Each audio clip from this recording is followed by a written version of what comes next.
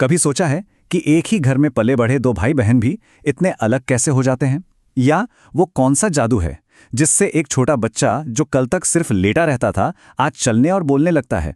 इन सब सवालों का जवाब छिपा है बाल विकास की फैसिनेटिंग दुनिया में, और आज हम उसी की गहराई में उतरने वाले हैं।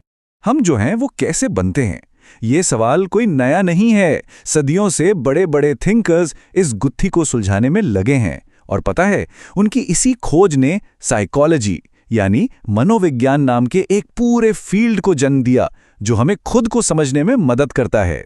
तो चलिए एक नज़र डालते हैं अपने आज के सफ़र पर। हम शुरू करेंगे साइकोलॉजी के इतिहास से, फिर ग्रोथ और डेवलपमेंट का फ़र्क समझेंगे, जानेंगे कि डेवलपमेंट के नियम क्या हैं, और आखिर में एक बच्चे की शुरुआती दुनिया को करीब से देखेंगे। ठीक है, तो शुरुआत करते हैं थोड़ा पीछे जाकर, इतिहास से। क्योंकि देखिए, बच्चे के विकास को समझने से पहले ये समझना ज़रूरी है कि वो साइंस क्या है जो इसे पढ़ती है, और वो है साइकोलॉजी। सोचिए, हम 1590 में हैं। एक जर्मन फिलोसोफर रुडोल्फस गोक्लिनियस पहली बार एक शब्द इस्तेमाल करते हैं, साइकोलॉजी। शायद उन्हें भी अंदाजा नहीं था कि वो एक ऐसी क्रांति की शुरुआत कर रहे हैं जो इंसान के मन को समझने का तरीका हमेशा के लिए बदल देगी। और जैसे जैसे वक्त बीता ना, साइकोलॉजी की परिभाषा भी बदलती गई। जो सफर आत्मा के अध्ययन से शुरू हुआ था, वो मन और चेतना से होता हुआ आखिरकार व्यवहार तक आ पहुंचा। मतलब फोकस इस बात पर आ गया कि हम क्या सोचते हैं से ज्यादा हम क्या करते हैं, जिसे देखा जा सकता है, नापा जा सकता है। वुडवर्थ का ये कोट इस पूरे सफर को कितनी खूबसूरती से बताता है ना, कि साइकोलॉजी ने शायद आत्मा, मन, चेतना जैसी चीजें खो दी, लेकिन उसे दो सबसे जरूरी चीजें मिली, हमारा व्यवहार और हमारा अनुभव। और आज हम इन्हीं के जरिए खुद को समझते हैं। अच्छा, एक सवाल, ग्रोथ यानी वृद्धि और डेवलपमेंट यानी विकास, सुनने में तो ये शब्द एक जैसे लगते हैं, है ना? पर साइकोलॉजी की दुनिया में इनमें जमीन आसमान का फर्क है। आइए देखते हैं कैसे। देखिए, ग्रोथ को समझना बहुत आसान है। इसे एक पौधे की तरह सोचिए। वो बड़ा होता है, उसकी लंबाई बढ़ती है, उसका वजन बढ़ता है। ये सब वो बदलाव हैं जिन्हें हम नाप सकते हैं, राइट? ये पूरी तरह से क्वांटिटेटिव है, यानी मात्रा से जुड़ा हुआ। और डेवलपमेंट, अरे डेवलपमेंट तो पूरी फिल्म है। इसमें सिर्फ शरीर का बड़ा होना नहीं, बल्कि सोचना, महसूस करना, रिश्ते बनाना और दुनिया को समझने का तरीका, सब कुछ शामिल है। ये क्वांटिटेटिव भी है और क्वालिटेटिव भी।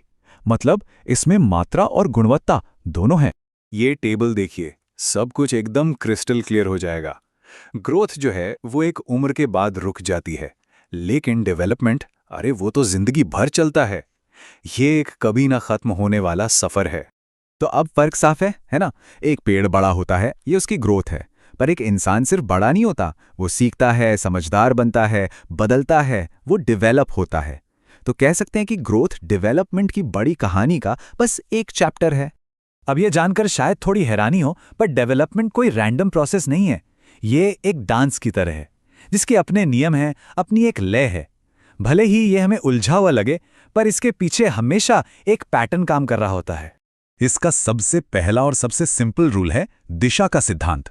मतलब एक बच्चा हमेशा पहले अपना सिर संभालना सीखता है, फिर बैठना, फिर खड़ा होना और आखिरी में चलना। ये ऑर्डर कभी नहीं बदलता। ऐसा कभी नहीं होगा कि कोई बच्चा चलने के बाद बैठना सीखे। और ये दिशा हमेशा दो तरह से काम करती है, सिर से पैर की ओर और शरीर के सेंटर से बाहर की ओर। मतलब पहले धड़ पर कंट्रोल आता है, फिर बाजुओं पर और फिर उंगलियों पर। कमाल है ना कि हमारा शरीर कैसे एक अंदरूनी ब्लूप्रिंट को फॉलो करते हैं। ये बिल्कुल एक जिक्सॉ पजल जोड़ने जैसा है। बच्चा पहले पूरे हाथ का इस्तेमाल करना सीखता है, फिर उसे हाथ के अलग अलग हिस्सों जैसे उंगलियों पर कंट्रोल मिलता है, और आखिर में वो इन सब स्किल्स को मिलाकर कोई मुश्किल काम जैसे लिखना कर पाता है। छोटे छोटे हिस्से मिलकर एक बड़ी कॉम्प्लेक्स तस्वीर बनाते हैं। तो अब आते हैं उस सबसे बड़ी बहस पर, नेचर वर्सेस नर्चर। क्या हम वैसे बनते हैं जैसे हमारे जीन्स होते हैं, या हमारा माहौल हमें बनाता है? सच तो ये है कि ये कोई जंग नहीं है, ये एक पार्टनरशिप है। ये दोनों ताकतें मिलकर हमें वो बनाती हैं जो हम हैं। हमारी प्रकृति यानी हमारे जीन्स, हार्मोन्स, ये हमारी कहानी का पहला चैप्टर लिखते हैं। ये हमें एक स्टार्टिंग पॉइंट देते हैं। ये तय करते हैं कि हमारी आंखों का रंग क्या होगा, हमारी हाइट कितनी हो सकती है। ये कहानी का स्टेज तैयार करते हैं। और फिर आता है नर्चर, यानी हमारा माहौल, हमारा परिवार, हमारे दोस्त, हमारा स्कूल। ये सब हमारी कहानी के को-ऑथर्स हैं। वो पहले से लिखे चैप्टर को उठाते हैं और उस पर अपनी परतें चढ़ाते हैं, उसे एक नया मोड़ देते हैं और आखिरकार कहानी को पूरा करते हैं। तो अब जब हमने सारे बेसिक्स समझ लिए हैं, चलिए इन सब चीज़ों को एक्शन में देखते हैं। एक बच्चे की दुनिया में गोता लगाते हैं और देखते हैं कि ये नियम, ये नेचर और नर्चर की पार्टनरशिप असल में काम कैसे करती है। जिंदगी के पहले 2 साल, यानी इन्फेंसी, वाओ, ये एक तूफान की तरह होते हैं। एक बच्चा इतनी तेजी से बदलता है कि यकीन करना मुश्किल हो जाता है। रेंगने से चलने तक हर दिन एक नई अचीवमेंट होती है। ये सीखने का, न्यू एक्सपीरियंसेस लेने का सबसे आइडियल टाइम होता है। फिलोसोफर जॉन लॉक ने इसे टैबुला रासा कहा था, मतलब एक कोरी स्लेट, एक ब्लैंक कैनवस। बच्चा जो भी देखता है, सुनता है, महसूस करता है,